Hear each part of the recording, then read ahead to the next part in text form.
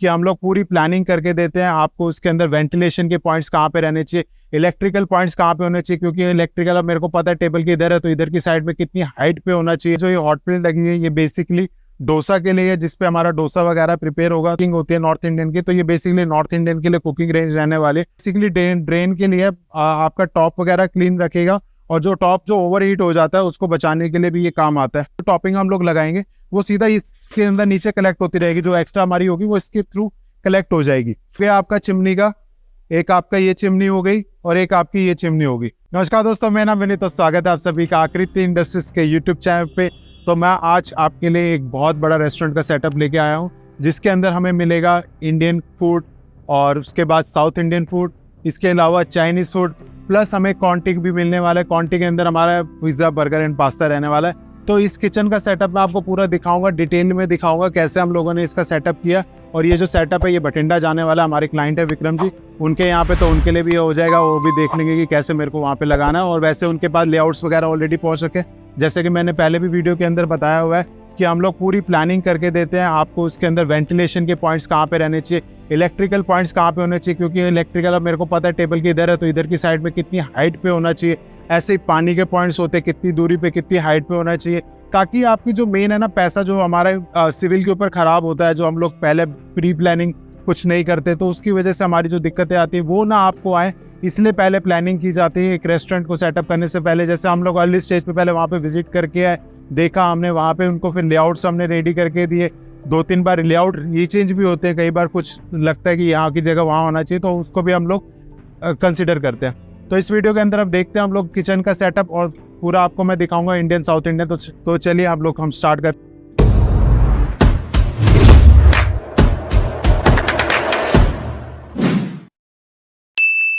तो चलिए हम लोग लाइन बाय लाइन चलते हैं। सबसे पहले हम देखते हैं यहाँ पे जो ये हॉट प्लेट लगी है ये बेसिकली डोसा के लिए है, जिसपे हमारा डोसा वगैरह प्रिपेयर होगा। तो ये डोसा के लिए आपकी हॉट प्लेट हो जाएगी। और इसी के डोसा का बैटर बनाने के लिए वेट ग्राइंडर आता है, वो आपको अलग से लेना होता है। इसके अंदर हमारे पास प्रिपरेशन के अंदर नहीं लिया उन्होंने, तो उनके पास ऑलरेडी है पड़ा, रनिंग रेस्टोरेंट है, तो इस वजह से उनके पास कुछ इक्विपमेंट जो है पहले से है पड़े। अब यहाँ पे इसकी सपोर्टिंग टेबल आ गई, जहाँ पे आपका जो भी सामान जो डोसा के रिलेटेड बैटर वगैरह जो रखना हमें, वो यहाँ पे हम लोग रख देंगे। इसके बाद यहाँ पे एक कुकिंग रेंज आ गई, जिसके अंदर हमारा जैसे एक साइड में सांभर वगैरह गर्म करना होता है, तो बेसिकली वो हो जाएगा। प्लस आपका इंडियन का काम हो जाएगा, जैसे इंडियन के अंदर जो कुकिंग होती है नॉर्थ इंडियन की, तो ये बेसिकली नॉर्थ इंडियन के लिए कुकिंग रेंज रहने वाले। और पीछे आप देखेंगे काफ़ी स्पेस दिया हुआ, तो उसके ऊपर सामान वगैरह जो है वो बैक साइड पे आ जाएगा। जो मसाले वगैरह छोटे मोटे जो हमारी कटिंग्स होती है वो आपके पीछे इसके अंदर लग जाएंगी।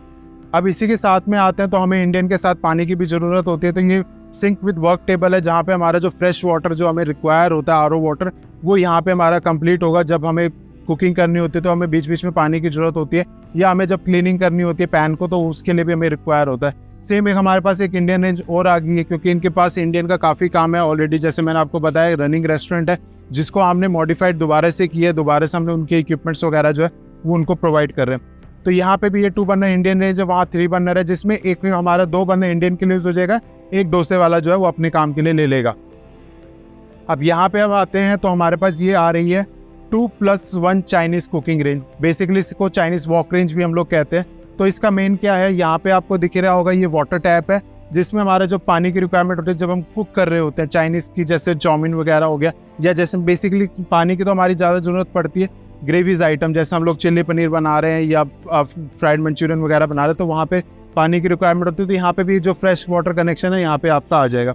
साथ में आपको मैं दिखाता हूँ एक चीज़ और, कि यहाँ पे जो है ना ये ड्रेन जो है, यहाँ पे आप देख रहे होंगे ये जो है पाइप लगा हुआ है, ये बेसिकली ड्रेन के लिए आपका टॉप वगैरह क्लीन रखेगा, और जो टॉप जो ओवर हीट हो जाता है उसको बचाने के लिए भी ये काम आता है।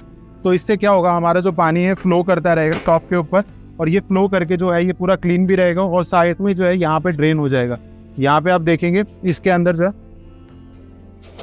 ड्रेन के लिए वेस्ट लगा हुआ, यहाँ पे भी सिंक वेस्ट लगेगा, तो ये बेसिकली उसका काम ये है आपका। तो ये आपकी चाइनीज वॉक रेंज होती है। जैसे यहाँ टैप का जो ये ऑन करने का सिस्टम है, जो यहाँ का जो ड्रेन होगा वो ये आपका दे रखा है। और नीचे आप सबके नीचे देखेंगे डिप ट्रे रहने वाली, जिसमें जो भी गंदगी होगी वो सारी नीचे इसके अंदर कलेक्ट हो जाएगी। सेम यहाँ पे भी है, सेम बाकी इंडियन कुकिंग रेंज सबके अंदर रहेगा। और पायलट बर्नर कंट्रोल हमने हर बर्नर के साथ दिया हुआ है। पायलट बेसिकली क्या होता है, छोटी सी फ्लेम आपकी हल्की हल्की चलती रहती है, धीरे स्लो, और जैसे ही हमें कुकिंग का ऑर्डर आया तो हमें खाली अपना रेड बटन ऑन करेंगे और हमारा जो है वो बर्नर चालू हो जाएगा। नहीं तो हमारा स्लोली पायलट चलता रहेगा, जिससे हमारी जो कुकिंग का टाइमिंग है वो कम हो जाएगी और हमें बार बार माचिस वगैरह यूज़ करने की ज़रूरत नहीं पड़ेगी। अब इसी के हम लोग बैक पे आते हैं। जैसे आपको पता है रेफ्रिजरेशन का बहुत इंपॉर्टेंट पार्ट होता है एक किचन के अंदर। तो यहाँ पे आप देखेंगे रेफ्रिजरेटर लगे हुए हैं। तो इस रेफ्रिजरेटर के अंदर जो भी हमारा इंडियन का सामान हो गया, उसको जो चाहिए वो अपना यहाँ पे स्टोर करके रख लेगा। कुछ कई चीज़ें होती है जो फ्रेश मतलब हमें लेनी होती है यहाँ के थ्रू, तो वहाँ से हम यहाँ पे प्रिपेयर करके अपना सामान वगैरह ले लेंगे, ताकि हमारा जो फूड है वो स्पॉइल होने से बचे। इसलिए हम लोग उसको रेफ्रिजरेटर के अंदर करते हैं। तो यही अंडर काउंटर रेफ्रिजरेटर एक ये हो गया, सेकेंडरी हो गया। और जैसे मैं आपको बता चुका हूँ, हमारा जो हम लोग कंप्रेसर यूज़ करते हैं इमर्शन कॉपलेंट का यूज़ करते हैं, और डिजिटल टेम्परेचर कंट्रोलर सब-जीरो का आपका इसके अंदर रहने वाला है, जिसको आप डिजिटली टेम्परेचर कंट्रोल कर सकते हैं अपने हिसाब से, अपने फूड के हिसाब से।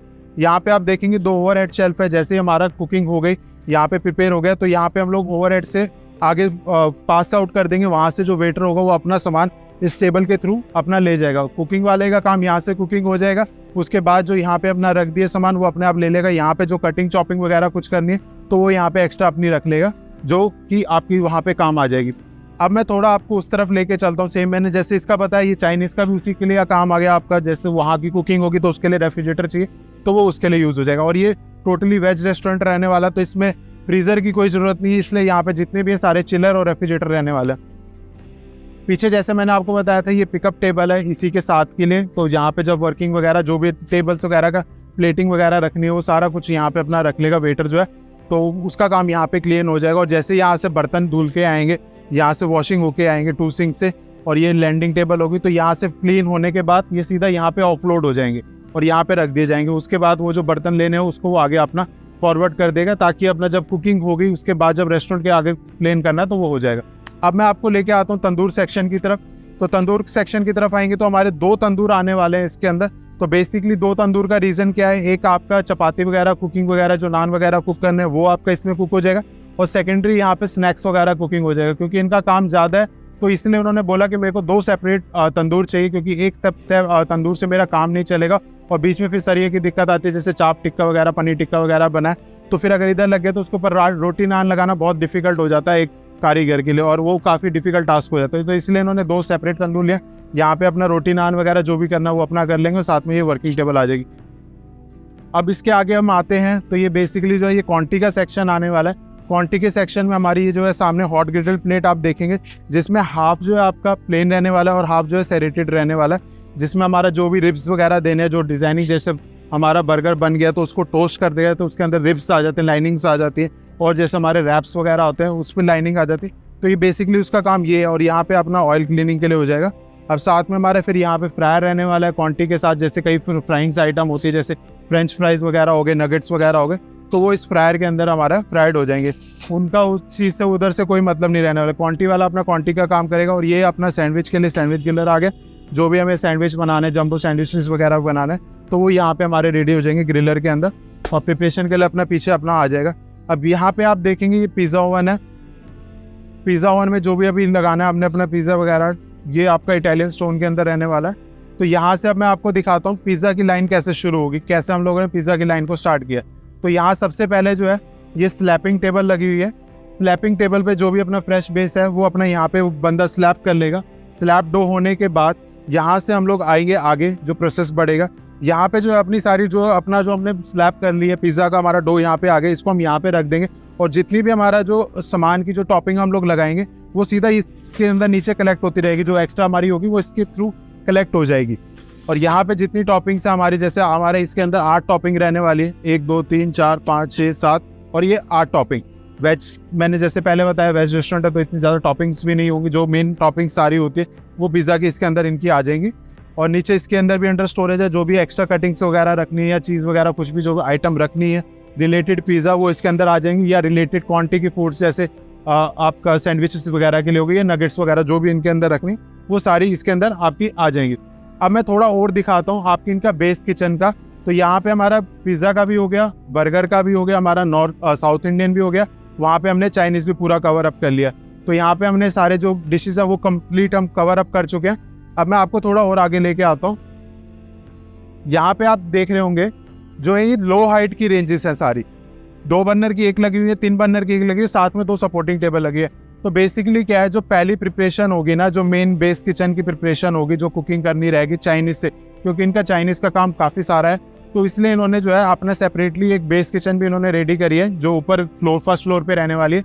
तो वहाँ पे जो फर्स्ट प्राइमरी जो कुकिंग है, जो उनको कुछ करनी है, सॉसेस वगैरह रेडी करनी होगी और जो अदर्स चीज़ें होती है जो उनको रेडी करनी होती है अपने अंडर, तो वो यहाँ पे इस कुकिंग रेंज के थ्रू वो बना लेंगे। तो ये लो हाइट इसलिए रही क्योंकि इसमें पतीले वगैरह लगेंगे, तो इसी वजह से इसको लो हाइट रखा गया है। तो मेन रीज़न यही है, जो हमारा जो बेस किचन है इसमें थोड़ा सा ही आइटम है और बाकी वर्किंग टेबल्स भी रहने वाली है, और फिर जगह बहुत थोड़ी छोटी पड़ जाती है, इसलिए मैंने वर्किंग टेबल्स और आपको नहीं दिखाई। अब मैं थोड़ा सा आपको और दिखाता हूँ कि जैसे हमारा जो इसके अंदर है वेंटिलेशन का काम कैसे होगा, वेंटिलेशन के पार्ट्स कैसे होंगे। तो चिमनी वगैरह मेरी अंदर रखी हुई है, वहाँ पे थोड़ा मैं लेके आता हूँ आपको। तो यहाँ पे देखेंगे ये हमारी सारी चिमनी इनकी रखी हुई है। एक ये हो गया आपका चिमनी का, एक आपका ये चिमनी हो गई और एक आपकी ये चिमनी होगी। अब ऐसे ही इनके फिल्टर्स वगैरह होते हैं, और ये कूलर का काम जैसे वहाँ पे जाके होगा, तो ये कूलर्स के पार्ट्स अभी कट पार्ट्स में पड़े हुए हैं, तो ये भी सारे वहाँ पे जाके जॉइंट होगा। अब ये वेंटिलेशन के जैसे आपका लगा हुआ फ्रेश एयर के लिए आपके क्या कहते हैं फिल्टर्स हैं, तो ये आपके यहाँ पे आगे ऐसे ये डैम्पर है जो क्लोजिंग के लिए होता है। बेसिकली जब हमें कहीं पे हुड को नहीं चलाना, तो बेसिकली उसको बंद करना है, तो इस एयर को मैं बंद कर दूंगा तो उतना पार्ट वो बंद हो जाएगा, बाकी पार्ट चलता रहेगा। तो इसका मेन काम ये होता है, डैम्पर का जो मेन काम होता है। और बाकी आपके जैसे मैंने आपको दिखाया, ये चिमनी रहने वाली, सारी लंबी लंबी बड़ी चिमनी लगने वाली है। अगर हो सकेगा मैं वहाँ पे जा पाऊंगा, विजिट कर पाऊंगा, तो मैं ज़रूर कोशिश करूँ, क्योंकि काफ़ी दूर पड़ता है तो मेरा शायद विजिट ना हो पाए। अगर हो पाया तो मैं विजिट करूँगा, तो मैं पूरी वहाँ की वीडियो शूट करके आऊँगा, दिखाऊँगा कि पूरी जब किचन वहाँ पे रेडी होगी तो आपको कैसे दिख रही है। तो कोशिश करूँगा वहाँ पे जाऊँ और एक पूरी डिटेल वीडियो आपको दिखाऊँ कि कैसे हमने पूरा वहाँ का प्रोजेक्ट कंप्लीट किया। अगर आप भी इस टाइप का अपना रेस्टोरेंट स्टार्ट करना चाहते हैं तो नीचे कॉन्टैक्ट नंबर आपको स्क्रीन पे दिख रहा होगा। टाइमिंग मैं आपको पहले भी क्लियर कर चुका हूँ, 11 to 6 रहने वाली है, मंडे टू सैटरडे। आप कभी भी कॉल कर सकते हैं 11 to 6 के बीच में। तो थैंक्स फॉर वॉचिंग आकृति इंडस्ट्रीज, और प्लीज़ लाइक कर दिया करो अगर अभी तक लाइक नहीं किया, और सब्सक्राइब कर दो, क्योंकि आपको इस टाइप का, अगर आप रेस्टोरेंट बिजनेस के अंदर, फूड बिजनेस के अंदर है, तो आपको इस टाइप की वीडियोस देखने के लिए आपको सब्सक्राइब करना पड़ेगा, ताकि आपको उसकी नोटिफिकेशन भी मिले और आप इस टाइप की वीडियोस देख पाए। तो थैंक्स फॉर वॉचिंग आकृति इंडस्ट्रीज, गुड बाय।